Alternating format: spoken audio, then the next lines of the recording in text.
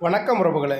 இப்போ பார்த்தீங்கன்னா, கிராமங்கள்லாம் சொந்த பந்தத்துக்குள்ள கல்யாணம் பண்ணிக்கிட்டு, அ அந்த பொண்ணுக்கும் மாப்பிள்ளைக்கும் பிடிக்காம, அடிக்கடி அந்த பொண்ணு கோவிச்சுட்டு வீட்டுக்கு வர்றதும், அ பெ அ பெரும்பாலும் சண்டை போட்டுக்கிட்டே இருந்தாங்கன்னு வச்சுக்கங்களேன்.